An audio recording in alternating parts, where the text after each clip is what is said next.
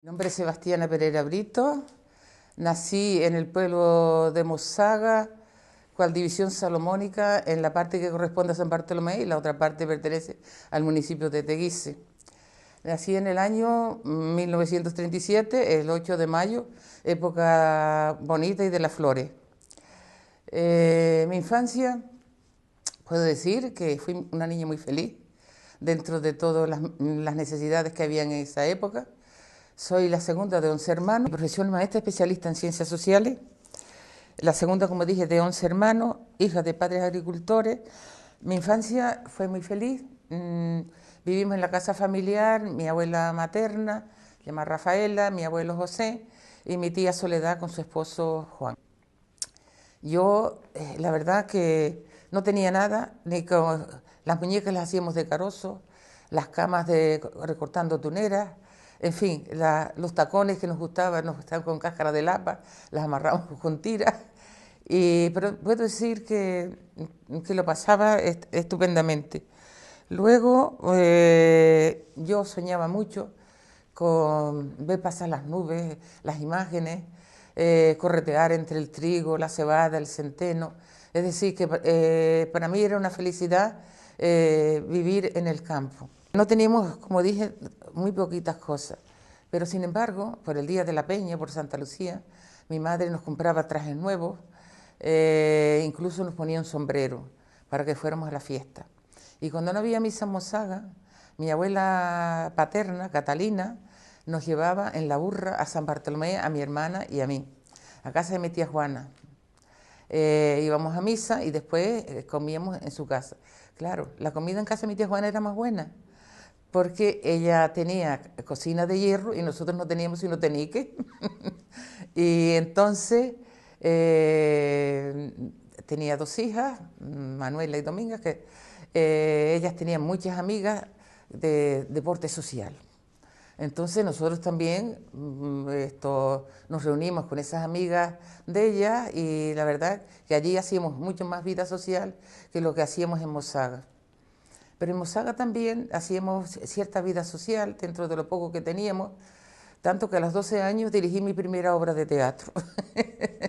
Bueno, me imagino cómo la haría, pero bueno, en fin, para mí en aquel momento era un éxito. La verdad que los niños íbamos a la escuela con mucha ilusión y la maestra ponía bastante empeño, pero los bancos no eran sino bancos de madera destartalados que no tenían ni respaldo, una pizarra pequeñita, un paquete de tiza blanca, un mapa de España con las Islas Canarias mal puestas, y que siguen todavía, que se siguen reclamando, mira cuántos años no han pasado. Pero yo qué sé, la creatividad, la imaginación de todo, pues fue creando en mí una ilusión y un deseo. Y tanto que a partir de los 12 años, que es increíble, nosotros, mi hermana y yo, les damos clases a los niños de Mozaga durante el verano. ¿Para qué? Para hacer un poquito de dinero, para poder ir a comprar los libros, ir al instituto, en fin. Y como te decía que íbamos caminando con las revendedoras, pero al mediodía, como salimos sobre las 2 de la tarde, mi padre nos pagaba la guagua para venir a Mozaga. Entonces nos hacíamos ir a almorzar y echarnos el escardillo al hombro para ir a escardar batatas, a empendrar batatas, porque teníamos que ayudar para poder salir adelante, porque si no, no podíamos salir adelante. Pero bueno, en fin, te digo que dentro de todo, como dije antes, para mí fue una etapa muy feliz porque había buen ambiente entre mi padre, mi madre y entre todos los hermanos, nos ayudamos unos a otros. Sí que quizás el traje lo lavamos por la mañana o por la noche para ponerlo por la mañana mojado, que por eso tengo tantos catarros. Pero no por eso me siento frustrada, ni mucho menos, sino al contrario, que doy gracias infinitas por haber podido atravesar todas esas espinas, todo eso, porque yo siempre digo a la gente, una rosa es muy bonita, pero para poderla coger hay que picarse mucho, ¿no? Pues eso nos pasó a nosotros, que teníamos que luchar tanto. Cuando a mí me dicen los niños hoy que se encuentran cansados, digo, y les digo todo lo que hay que luchar, antes para poder ir al instituto, que no todos teníamos ese privilegio, porque muy pocos tuvimos esa suerte de ir al instituto. Mis padres les dan mucha importancia a la educación, porque mi madre, dentro de que ella nunca tampoco fue a la escuela, y por eso ella, yo creo que con nosotros hizo lo mismo, iba al mayor. Ellos vivían mi abuelo era el mayordomo de la finca del Peñón. Entonces la escuela estaba en Tiagua, iba el hermano mayor. Entonces Juan Brito, mi madre y la hermana aprendían de él, ¿sabe? Porque no podían ir todos porque también tenían que trabajar en la agricultura. Y en fin, que todo eso fue creando pues un ambiente, y mi madre, aunque ella no salía, pero sabía de moda, de comida, de todo. Yo creo que se crió en un ambiente muy bueno con doña Encarnación Brito, que era una mujer, según cuentan ellos, con una educación exquisita, y todo ese ambiente pues se los transmitió. Y yo creo que eso es importante, no es tan importante como saber contenido, sino como tener una educación y saberte defender en la vida, que es lo más importante que tenemos las personas y lo que tenemos que valorar. Mis padres agricultores, mi madre también tenía que salir a trabajar al campo. Entonces la cuarta niña pues nació mal y estaba enferma. Mi hermana María Dolores iba a la escuela, que era la mayor, 19 meses mayor que yo. Entonces yo aprendí con ella a leer, escribir, sumar, restar, multiplicar y dividir. Eso es lo que me acuerdo. Entonces cuando fui a la escuela yo tenía 8 años. Pues claro, tenía que cuidar a la niña, y no solo tenía que cuidarla, sino hacer el sancocho para el mediodía, que muchas veces los palotes estaban mojados y las batatas se ahumaban. Entonces cuando llegué a la escuela, la maestra la llamaba como yo, Chanita, le sorprendió lo mal que yo leía. Entonces llamó a la vecina, dice: Carmita, ven, para que veas cómo lee esta niña. Y yo haciéndome todo un 8, sin puntos ni comas, más colorada que un tomate. Cuando terminé, yo lo único que le digo, mira, yo le juro a usted que yo seré maestra algún día y de mí no se ríe más nadie. Y efectivamente, pues ahí nació mi auténtica vocación de maestra. Luego tuve otra maestra, Dolores Diepa, y la tercera maestra fue doña Isabel García. La escuela en principio estaba en la carretera que va de Recife a Tinajo, pero la escuela estaba ubicada en esa carretera, la que va hacia el Peñón. Entonces la escuela después más tarde se trasladó al centro del pueblo. Allí con doña Isabel habló con mi padre y mi madre, dice: qué pena que no estudien las chicas, tal. Y mi padre dice: pero ¿cómo? Con la agricultura que no daba para más. Entonces, pues cuando tenía 12 años, me fui a examinar de ingreso en el instituto, aprobamos. Mi padre nos llevó por entre montañas, es decir, en una burra, porque no había ni para pagar la guagua. Luego, ¿qué teníamos que hacer para ir a estudiar? Pues mi padre nos llevaba hasta San Bartolomé a las 5 de la mañana, porque para que no fuéramos solas, y allí nos uníamos con las revendedoras de huevos, que iban estas mujeres con unas cestas de huevos en los dos brazos, que yo me quedaba asombrada cómo podían llegar, que son 7 kilómetros de San Bartolomé a Recife, y con otra compañera, Odulia Martín. Bueno, imagínate con qué ganas de estudiar se llegaban, después de haber caminado 8 kilómetros, que era la distancia de Mosaga a Recife. Pero en fin, poquito a poco fuimos remontando y estudiando. Recuerdo perfectamente los profesores, don Fernando Cerdeña y el hijo. Don Fernando Cerdeña nos daba geografía e historia, el hijo nos daba lengua. De matemáticas estaba don Miguel Ángel, de religión don Lorenzo Aguilar, por cierto, que nos hizo pasar un poco más la vida. Y claro, en aquel momento era obispo Pilday. Y si había baile, no había función. Y eso, claro, nosotros nos teníamos que tapar con la manta, acostarnos, porque no podíamos ir. Pero un día se nos ocurre de ir al baile. Don Lorenzo se entera.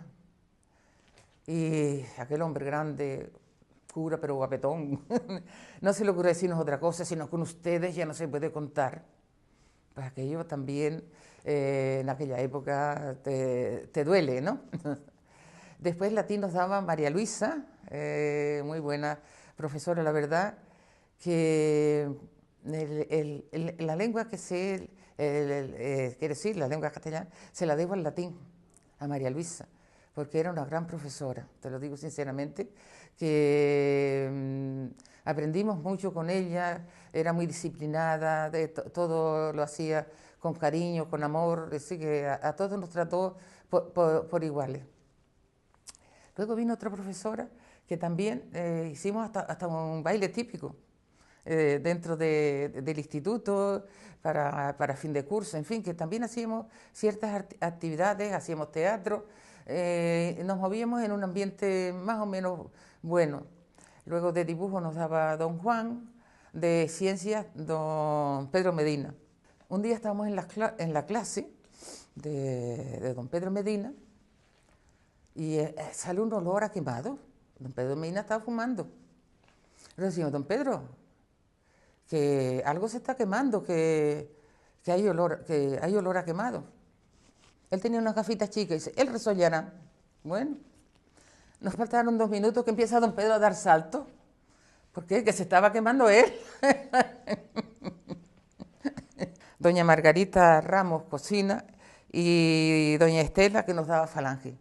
Bueno, en aquel entonces, todavía era la época franquista, teníamos que estudiar pues todo lo que es el nacional sindicalismo y pues ahí estuvimos nosotros pues aprendiendo lo que nos enseñaba. El año 1957 empiezo a trabajar en el Colegio Inglés de Las Palmas, un colegio privado. Mi hermana trabajaba unas veces por la mañana y otras veces por la tarde. Nos pagaban 1000 pesetas durante un curso. Estuvimos allí durante todo el curso y la verdad que eso nos ayudó también pues a salir adelante en ayudarnos. Luego, en el año 1958-59 hice 2 sustituciones idóneas, una en la Florida y otra en la Somada de Tía. En ambos casos era maestra directora de la unidad.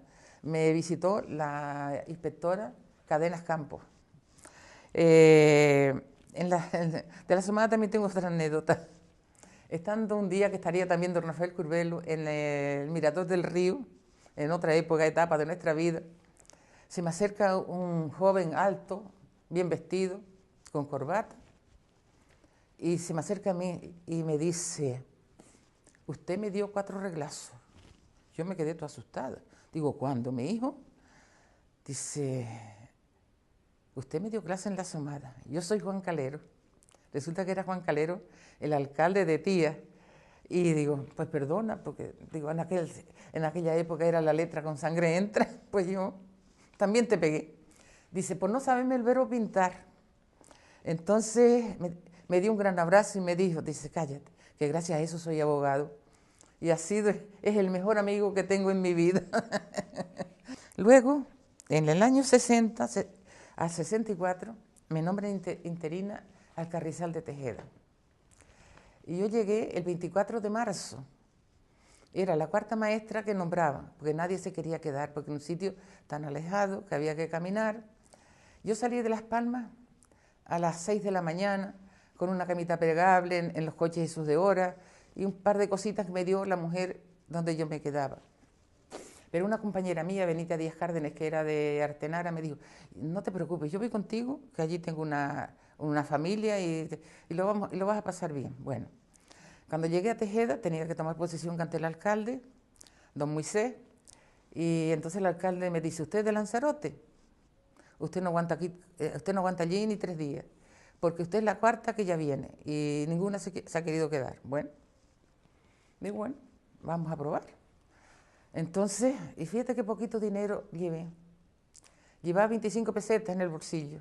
Y Benita me pregunta, ¿y tienes dinero? Pues no tengo. Pues ella tenía también, ¿cuánto ayuda a la gente? Ella tenía una familia allí en Tejeda y nos prestó 400 pesetas para yo llegar al Carrizal de Tejeda.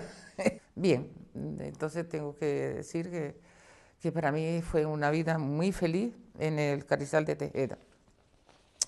Bueno, entonces, como les dije, pues ya me vengo a Lanzarote y me destinan al Colegio de Aría.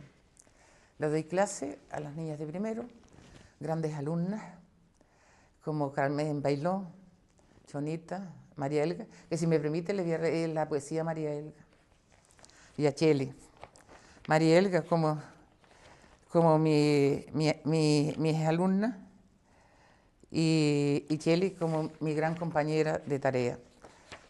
Ellas tenían 38 años cuando fallecieron. Yo es que María Elga la recordaré toda la vida porque yo vivía frente al ayuntamiento y tenía que salir a la calle porque las escuelas estaban en una casona arriba. Y siempre María Elga iba delante de mí, aquella niña tan perfecta, con aquel caminar menudito, un uniforme blanco precioso, zapatos blancos, calcetines blancos, lazo blanco, que parecía un dechado de perfección. Pero la vida le dio una mala pasada y como nos puede pasar a muchos.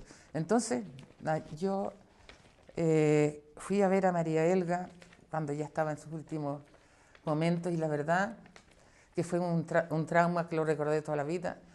El verla como ella estaba, enseñarme sus muñecas, las libretas, porque era muy cuidadosa, las libretas que había hecho en primero y tal. Pero bueno, no tardó una semana para que María Elga se nos fuera. Y entonces, como las dos se fueron casi al mismo tiempo, a mí se me ocurrió hacerles una poesía que precisamente ya se la he dado a la madre de Cheli, pero a la madre de María Elga no se la ha podido dar porque la mujer ha estado muy mal. Entonces la voy a leer porque para mí es algo que, dentro de las poesías, que también tengo algunas para que irán, pero intenta. Si yo te amo mucho, Señor, y yo creo en ti, mi Dios, mas no puedo evitar decirte, ¿por qué lo hiciste, Señor? Ayer te llevaste a Cheli, hoy te has llevado a María Elga. Oh Dios mío, y mañana, Cheli, mi gran compañera, de inquietudes y tareas, vocacional maestra, educar era su meta. Elga fue mi alumna, niña dulce, niña buena, irradiando dulzura, su carita de muñeca. De las dos recibí mucho, que así eran ellas, Señor, dando al mundo bondad, afecto y amor. Por eso es que me digo, ¿por qué se las llevó Dios? Pero al mirarte, Señor, en una cruz clavado, para salvarnos a todos de la muerte y del pecado, llego a entender, Señor, aunque me cuesta aceptarlo. Ayer te llevaste a Cheli, hoy te has llevado a María Elga, para premiarle a tu lado su descanso. Cúmplese tu voluntad, oh Señor, cuánto te amo. Al año siguiente me nombran a Vejer de la Frontera, en Cádiz. No pude ir por razones familiares, porque yo estaba embarazada, tengo que decirle, de mi primer hijo y tenía que estar acostada porque tenía principio de aborto. Bueno, entonces, al año siguiente pido traslado y me nombran al Tajaste, Tinajo. Allí estuve 3 cursos. En Tajaste también para mí era como estar en Mozaga porque mi medio bastante bueno. Y entonces allí también, pues, hacer lo mismo, proyectar la escuela hacia afuera. Mi hermano Manolo, que pasaba con el camión por delante de la escuela a las 6 o las 7 de la tarde, me decía, pero todavía estás en la escuela. Y yo todavía seguía en la escuela. Porque allí tenía casi 50 niñas. Pues los niños están por un lado, las niñas por otro. Y como claro, muchas veces las madres me decían, aunque mi niña no tiene más que 3 años, se me la puede dejar porque tengo que ir a arrancar cebolla, lo que sea. Entonces tenía hasta el hasta estaban los 15 años los que no estudiaban. Bueno, claro, había dificultades. Tenía 2 pizarras enormes. Entonces yo me levantaba temprano, desayunaba a mis niños y tal, y me iba a la escuela a cuadricular la pizarra, ¿sabes? Para que tuvieran trabajo uno y yo poder ir trabajando con otros, porque la unitaria es así. Pero que unos niños van aprendiendo de otros, la verdad, que tiene como todo, tiene sus hándicaps, pero tiene también sus buenos momentos. Entonces yo me iba y bien. Luego vino de preparar a los niños para desde la escuela conseguir una beca para ir al instituto. Entonces yo preparé esto, En un curso me aprobaron 2 y las maestras de Tinajo dice, pues tú tienes que tener algo que a ti te aprueban y a mí las mías no me aprueban. Digo, bueno, ustedes lo que hacen, me las traen a mi clase y entonces hacemos un trabajo. Yo, porque claro, el inspector cuando yo estaba en Tejeda era don Mariano Argulo y nos daba permiso para una vez al mes ir a Las Palmas y quedarnos, por ejemplo, un lunes o el viernes, como quisiéramos. Entonces yo iba a las librerías y buscaba material para poder trabajar con los niños, porque todavía estaba el libro de esos libros gordos y había que buscar otras cosas, para mí me gustaba trabajar por proyectos. Bueno, entonces conseguí unos libros de pruebas objetivas muy buenos para que los niños pudieran estudiar, pudieran... O sea, entonces yo también en Tinajo me las traje y los preparé con las pruebas objetivas a los niños, bueno, a las niñas. Entonces, claro, cuando vinieron las otras compañeras a ver mi clase y ver las niñas y ver lo que yo hacía, entonces me pidieron perdón y me felicitaron. Dice, claro, tienes razón, porque la preparación que tienen es acorde con lo que los niños se examinaban a través de pruebas objetivas. Pues son maestras, Teresita Hernández, su hermana Luz Delia y otras tantas, la verdad. Y Teresita Hernández siempre me dice, parece que cuando explico, eres tú la que estás conmigo. Y voy a decir una anécdota. Dice que yo les decía siempre, por el tema de los acentos, si en tiempos de los apóstoles los hombres eran bárbaros, se subían los árboles y se comían los pájaros. Entonces Teresita siempre me lo recordaba, dice, es que yo, eso mismo se lo digo yo a mis alumnos. Yo llegué a Málaga por mi matrimonio en el año 64 y a mí me impresionó mucho lo que es el cultivo de la cochinilla. Entonces eso lo impregné mucho. Entonces cuando empecé en mi escuela, bueno, también tengo que contar una anécdota. Yo ya traía 3 niños. Mi hija Monse tenía 2 meses. Y una señora le dice a mi suegra, dice, ¿qué irá a hacer esa mujer con 3 muchachos? Y mi suegra, que era una mujer muy lista, le dice, usted no sabe lo que Chana puede dejar en Mala. Efectivamente. Porque en realidad a mí la escuela de Málaga no me entusiasma mucho, sino la de Arrieta, que también estaba en concurso, por la playa, por el mar. Pero, claro, creo que me convenía más estar en Málaga. Y efectivamente la gente de Málaga me recibió bien. Efectivamente puedo decir que encontré mi verdadero quehacer, colaboraron mucho conmigo desde el principio, tanto los padres como los vecinos, porque todo era una constante. Yo no empecé a trabajar la cochinilla con el proyecto Atlántida, empecé a trabajarlo dentro de la escuela con los abuelos y con los niños. Los abuelos hacían las herramientas, todo en miniatura, y entonces íbamos haciendo escenas y trabajo. Incluso escribimos hasta un teatro, en fin, que todo era ir trabajando y secuenciando todo lo que hacíamos. Bueno, ya vienen las unidades didácticas, ya viene otra forma de enseñar, ya se va mejorando todo. Siempre voy a reciclarme a Recife, porque yo creo que el centro profesor no estaba todavía. Iba a Altofa. Allí vino no sé si era inspector, la verdad que no recuerdo, pero vino un ponente, el apellido sé que era castellano. Entonces, ¿cómo secuenciar el aprendizaje? Y yo siempre puse las iniciales pre con remos, que era preparación, comprensión, subrayado, recordar y esquematización. Lo último, hacer un esquema de todo para que el niño, cuando tuviera, no le costara tanto cuando tenía que aprenderse esos temas tan grandes. Y puedo decir que tengo alumnos muy brillantes. Vamos a ver, no solo en el aprendizaje, sino en lo que es la situación personal, que eso es muy importante. El primer ingeniero de canales, caminos y puertos sale de Málaga, hijo de Canarias, hijo de un agricultor, Miguel Ángel Peña. Pero ese niño, hasta los compañeros se asombraban, porque cogía una lección de conocimiento del medio y era capaz de decírtela completa. ¿Sabes? A todos nos dejaba alucinados. Entonces, pues se fue a Madrid y Bosquemala, puedo decir, que es el pueblo junto con Aría. Yo creo que los pueblos del norte también, y después Guatiza, pero Mala se expansionó antes que Guatiza, de que tú podías tocar en cada puerta y en todos sitios había o un abogado, o un maestro, montones, pero, porque muchos fueron al seminario. Y esto fue, y yo no sabía que Tomé el Nazario y toda esa gente habían ido al seminario, Paco Robaina, en fin, que toda esa gente después, pues unos se hicieron psicólogos, otros abogados, otros maestros. Es decir, que tú puedes tocar en todas las casas de Mala, que te encontrarás con que todos tienen un estudiante. Pero faltaba una parte de Mala, que era una parte que era los de Mala abajo, que no habían tenido acceso a los estudios. Y yo me empeñé y la verdad que aparte de ser buenas personas, también llegaron a la universidad.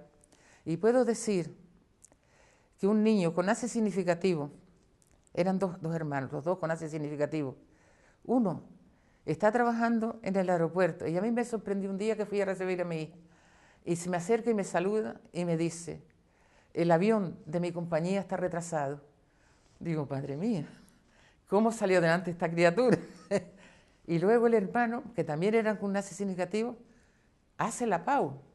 Es que nosotros nos quedamos, digo, el que quiere puede, decíamos nosotros. Y todo eso se iba elaborando en la escuela. Pues claro, ya la escuela tenía otros medios, tenía maestros para los niños con necesidades educativas, ya había maestros, profesores, había de todo, de música, porque antes el maestro teníamos que dar de todo. Empezamos, pues, por todos los momentos. Lo primero que hice fue por Navidad. Todavía me acuerdo de la obra, el natalicio del Rey Eterno. Y luego lo que me ayudaron los estudiantes que estaban en la universidad, que me ayudaron a hacer un monumental Belén en la iglesia. Luego de ahí íbamos a la sociedad donde hacíamos una fiesta con obras de teatro y también, aparte de las que hacíamos en la iglesia, y después una comida para todo el pueblo. Luego venía el corpus, las alfombras. Luego, después, por las fiestas de la auxiliadora, también hace obras de teatro. Y yo, muchas veces la gente decía, porque yo subía al escenario a todos los niños, valieran o no valieran, porque pienso que el teatro es enseñarlos a hablar en público, a que ellos aprendan a expresarse. Entonces, porque la escuela tenía 27 niñas en ese momento, pero yo también cogía niños, ¿sabes? Según lo que hiciera falta. Luego, también por la fiesta de las Mercedes, es decir, que aquí yo no tenía vacaciones, también volví otra vez, y así, año tras año, porque en Mala ha sido mi vida profesional, que estuve 19 años, más larga. Luego empezamos, porque todo esto alrededor no era sino tierra, e hicimos el parque infantil, primer parque infantil de la isla de Lanzarote. Ya no existe, trajimos los aparatos de Victoria. ¿Y cómo lo conseguimos? Pues la Caja de Ahorros nos ayudó un poco. Nosotros, lo cierto es que la presa de Mala se sale toda como un cesto y por debajo hicimos una represa. Entonces, con el camión de Florencio, sacábamos el agua y vendíamos la cuba a 300 pesetas y con ese dinerito íbamos reuniendo para comprar las cosas. Luego, ¿qué hicimos? Pues hicimos la cancha de baloncesto, el parque infantil, todo eso que no era de tierra, todo lo pusimos, trajimos el calladillo ese del sur, luego compramos un trozo de terreno que es donde está el parquito que está detrás, que hoy hay un parque infantil, que le llamamos el parque de los enamorados, porque allí iba a enamorar la gente. Nunca me gustó decir vamos de excursión, sino que íbamos con un proyecto, donde quiera que íbamos. Entonces, por Lanzarote, pues la Fundación César Manrique, la panadería, es decir, visitar industrias y primero hablarle a los niños qué íbamos a visitar, qué íbamos a hacer, es decir, que todo eran proyectos. Entonces nos visitamos todo Lanzarote y toda Canarias, pero también íbamos con proyectos. Por ejemplo, la finca de Osorio, es decir, que Canarias la visitamos todas. Y luego en Aruca la finca Nató. Entonces conmigo fue Carmela, una maestra que daba inglés, de Aría, y ella iba recogiendo las fotos y escribiendo lo que entre todas fuimos secuenciando. Y luego también un concurso importante que hicimos, que es Un rey para ti. Hicimos 4, el rey con las razas, el rey en su casa, en fin, 4, y los 4 carteles nos fueron premiados. Sí que fuimos finalistas. Fui a Tenerife con los niños, y claro, pero no llegamos a la final porque que hoy está separado, junto con los niños de primaria iba también la secundaria, y claro, la secundaria pues tenía muchas más opciones que la primaria. Pero todo eso está en Madrid, dice que un día lo sacarán todos los premios que remontaba Juan Carlos. Otros quehaceres me llevaron fuera de la escuela durante 8 años. En el año,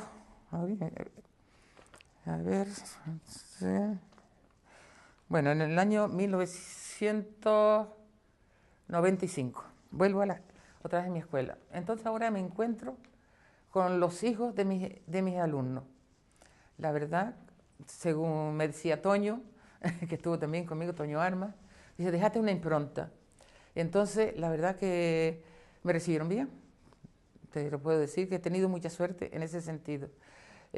Con las madres empecé otra vez que eran mis alumnas que habían hecho teatro, hacer teatro con los alumnos, así que empecé a retomar mi vida de nuevo, hacer lo mismo que estaba haciendo dentro de la escuela, fuera de la escuela, yendo a prepararme a Recife, ya estaba en el centro de profesores, cada vez que había algo, y la gente me decía, pues si tienes las oposiciones, la compañera, ¿para qué vas? Digo, porque yo no quiero que una maestra de 20 años sepa más que yo.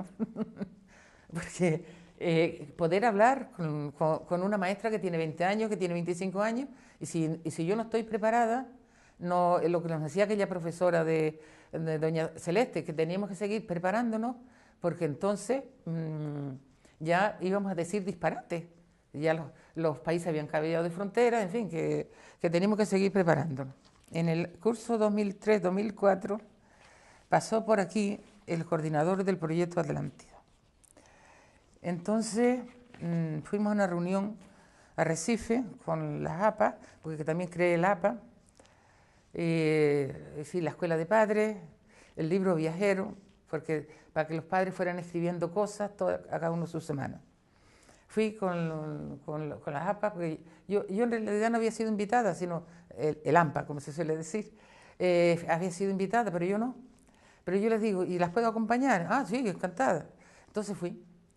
Entonces estaba don Florencio Lengua y en ese momento había un gran problema en las escuelas, que era la llegada de los inmigrantes, los niños colombianos ante todo, y también la irrupción en las aulas. Es decir, que había una indisciplina, que yo te conozco por qué, pero había una indisciplina en las aulas.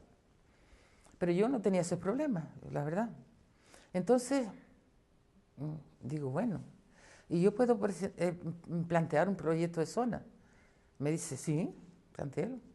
Entonces planteé, hice un anteproyecto de zona, me aceptaron. Es decir, que yo utilicé las 8 competencias básicas de la educación en el proyecto. Es decir, que si los niños, es decir, que la escuela salía a la vida y la vida entraba en la escuela, donde venían los padres a hacer las herramientas de la cochinilla. Es decir, el proyecto se llamaba Proyecto sobre la cochinilla, estudio socioeconómico del pueblo de Mala. ¿Sí? El rescate del cultivo de la cochinilla, estudio socioeconómico del pueblo de Mala. Entonces fuimos poco a poco trabajando con los agricultores, con los padres y en fin. Y afortunadamente mi hijo Martín domina muy bien las tecnologías y fue grabando en una huertita que hicimos ahí, que me la hizo el ayuntamiento, grabando todo lo que se iba secuenciando, es decir, cómo se plantaba una cotunera, todo, en fin, todo se iba haciendo. Y voy a leer las 8 competencias básicas, que las tengo aquí, para que conviene que todo el mundo las conozca. Porque para mí el desarrollarlas, que también tengo por ahí el libro Desarrollada, fue muy importante. Es decir, que se trataba de hacer un proyecto, por eso, claro, eso te llevaba a trabajar fuera de la hora de clase. Yo iba a mi casa, comía y a las 3 ya estaba otra vez aquí, porque tenía que hacerme todas las unidades didácticas, tenía que preparar todo el material. Entonces, las competencias básicas se basaban en competencias de lingüística, es decir, nuestra lengua, pero también con las lenguas extranjeras. Luego, otra competencia era las matemáticas y competencias básicas de ciencia y tecnología.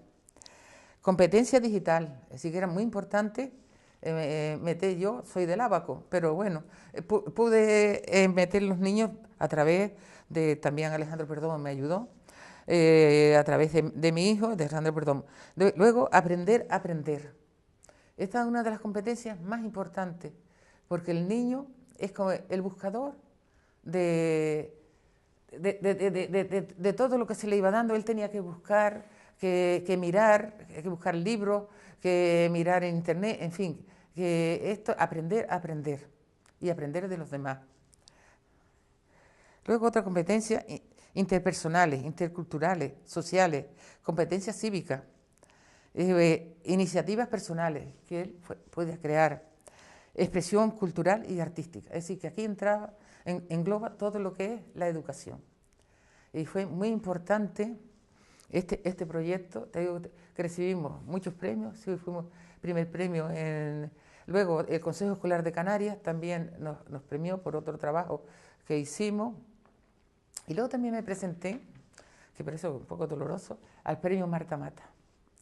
Un premio que no nos lo dieron, no sé por qué, pero sí que me costó, porque yo mandé a pedir a Madrid a que el equipo que lo había corregido me mandara todo, y todo era sobresaliente, pero no diré nada.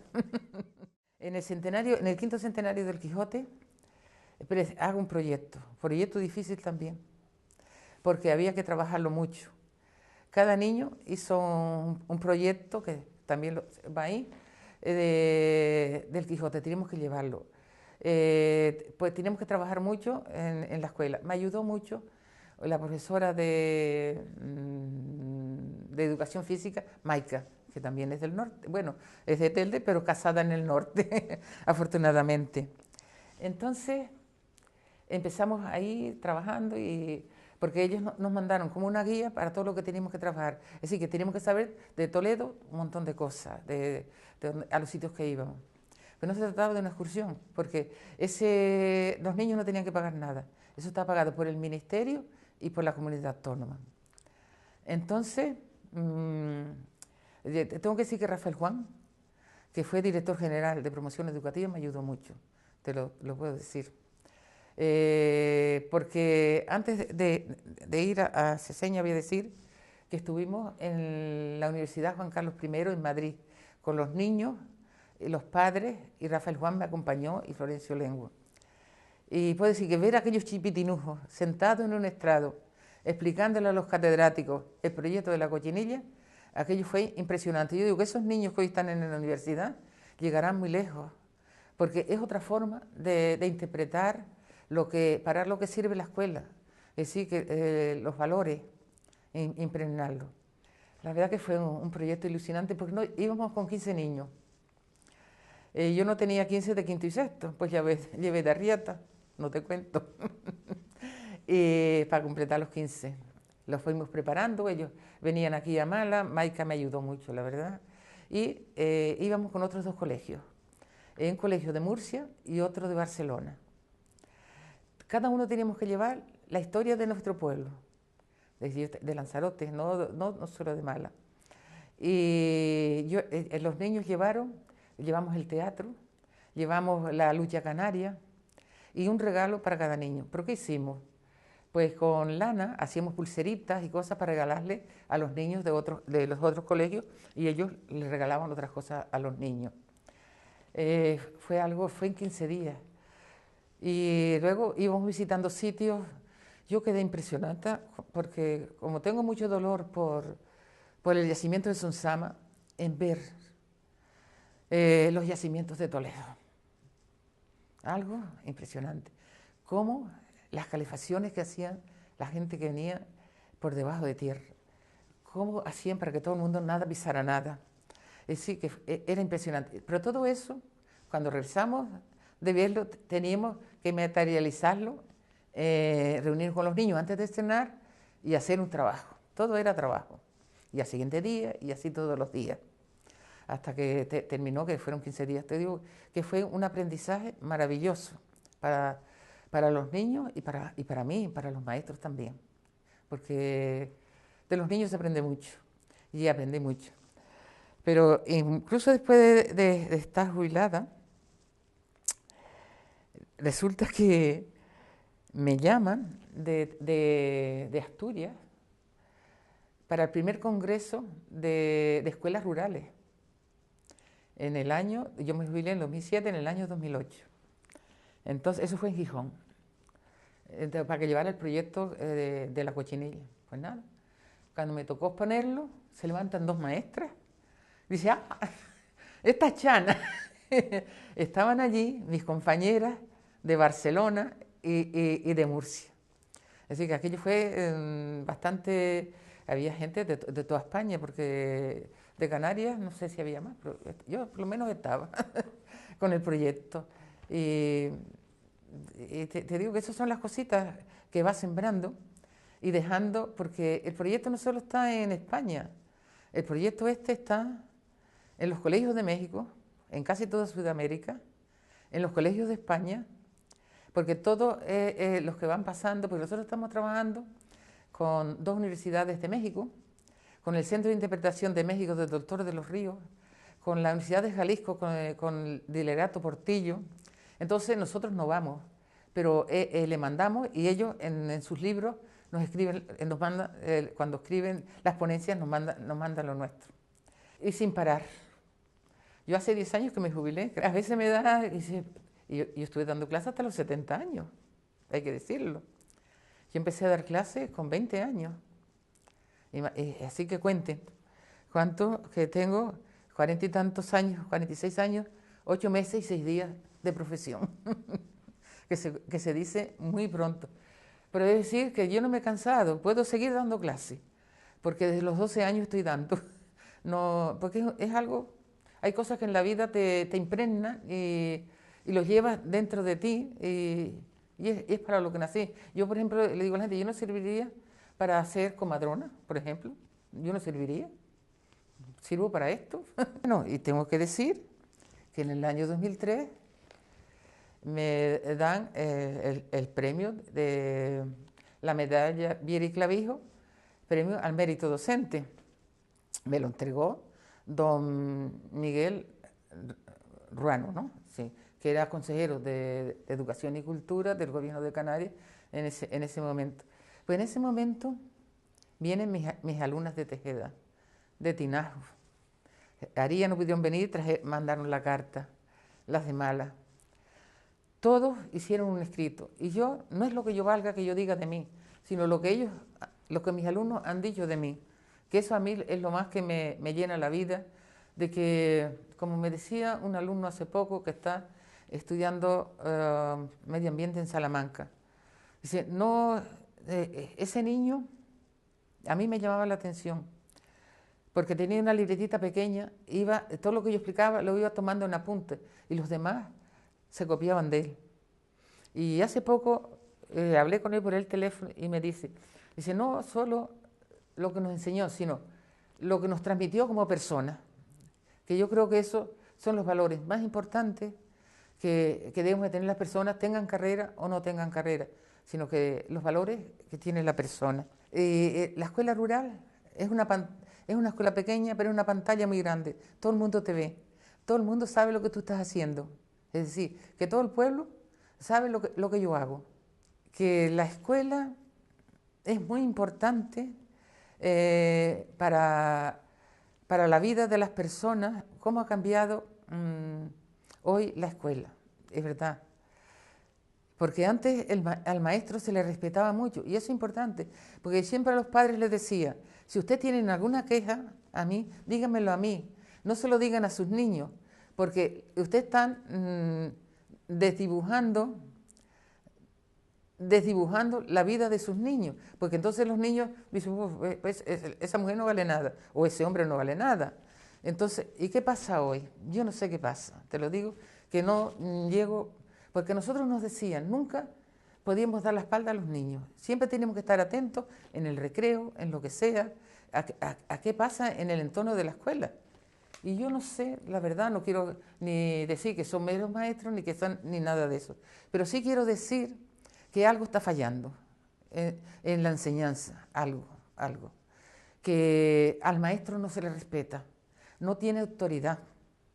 Entonces hace falta que tenga autoridad, porque cuando tú no tienes autoridad, igual pasa con el padre y la madre. Si el padre y la madre no saben hilvanar, por así decir, lo que es la casa, no, y eso aprendí yo mucho de mis padres, el respeto de mis abuelos, el respetarnos todos, los vecinos.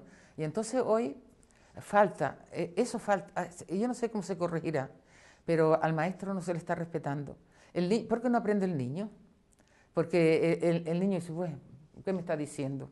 Entonces no le hace caso, no interioriza lo que el maestro le está transmitiendo, y como no lo interioriza, no le importa.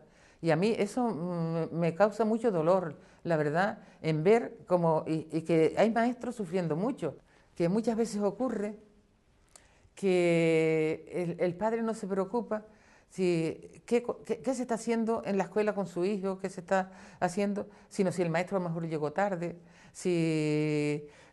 yo qué sé, si fue por allí, si vistió, no, en cosas mínimas. Entonces, no sé si es que también los padres tienen que tener una cierta formación, creo que eso falta, con la entrada de los sindicatos, de las AMPA, de una serie de gente que no existía antes en la escuela. Parece que todo se ha revolucionado, pero no para bien, desgraciadamente, sino que todo esto hay que estudiarlo, que mejorarlo, porque los inspectores están ahí rompiéndose la cabeza y llevándole quejas y venga, sabes que todo eso va en contra del aprendizaje del niño. Y eso tiene que tener una corrección. Para mí es una pasión, la verdad. A mí no me cuesta nada, porque, vamos a ver, yo siempre digo que es una alegría cuando tú sabes algo, transmitírselo a los demás, no guardártelo para ti. Porque yo digo, yo no me voy a llevar nada de eso, porque para mí no hay cosa más maravillosa que el saber. Yo tengo que agradecerle, estoy agradecidísima de mis padres, de mis hermanos, que yo también tuve que luchar mucho. Fíjate tú lo que yo ganaba en el Carrizal de Tejeda, 1.600 pesetas, y me daban 400 por estar en un sitio de difícil acceso. Y yo le mandaba algo a mis padres para que mis hermanos ingresaran. Y yo sé las necesidades de mi casa, y recuerdo que le mandé 3 veces el ingreso de mi hermano Pedro y mi hermana Tere, que es maestra también, que se tuvo que jubilar por la garganta muy pronto, pero que también tiene pasión por la enseñanza. Sigue en el club de lectores, escribiendo libritos, en fin, proyectando la escuela. No se ha quedado. Y mi hermana Ana Maris, eso, porque ya los más no pude, pero todo lo que pude ayudar, completar en el entorno familiar para que estudiaran, para que salieran adelante, tanto mis alumnos como mis hermanos. La verdad que puedo decir que mi padre murió con 86 años. Estuvo 3 meses en el hospital. Y él le decía a los sacerdotes, porque después me lo contaron ellos, si yo soy un hombre muy feliz. Y tan feliz era, dice, porque todos mis hijos tienen salud y trabajo. Es decir, que aunque no habían traspasado, todos fueron a la enseñanza primaria, aunque no habían traspasado más allá de la enseñanza primaria, sí han sido personas que han sabido relacionarse con el mundo real.